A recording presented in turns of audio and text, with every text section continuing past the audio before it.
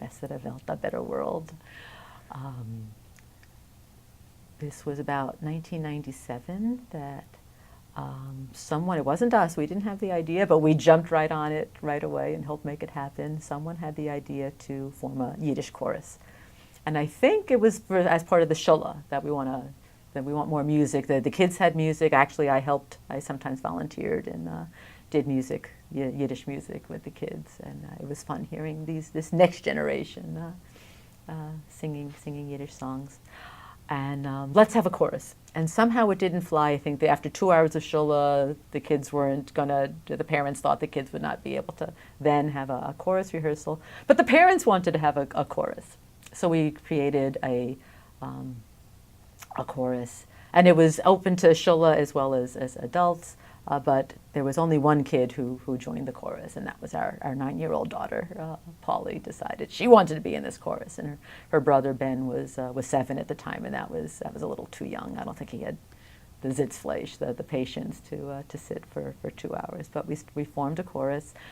Some friends in the workmen's circle who had been in a different chorus said, a previous chorus that no longer existed, said, "We've got the perfect director for the chorus. Her name is Lisa Gallatin. Don't know if she's interested, but she had been leading first a women's labor chorus and then another women's labor chorus called On the Line, where they went to picket lines and sang for the striking workers. And that didn't exist anymore, but she's your person." So we invited Lisa to start this chorus. We had the people, we just needed a director. And she said yes.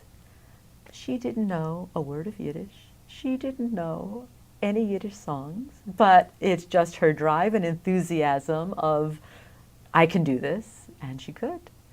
Except our first rehearsal, she had no Yiddish music for us. We sang an African song, Asikatali, which was an African freedom song. So we had the progressive part of the activist part of the workmen's circle, but she didn't have the Yiddish, but she quickly did. And she did her homework and found a lot of Yiddish choral arrangements and then wrote her own, which are some of my favorite in the world. She took Beethoven's Ode to Joy, and I.L. Peretz had written Yiddish words, and she took bits of the orchestra of the Beethoven orchestral plus the choral part of it, and you should hear us sing it sometime. It is a lot of fun. So we started with maybe 15 people in 1997, and we we're over 90 people. And a grad student who was doing a dissertation on some related topic has told us that we are the largest Yiddish chorus in the world, which makes us the largest Yiddish chorus in the known universe.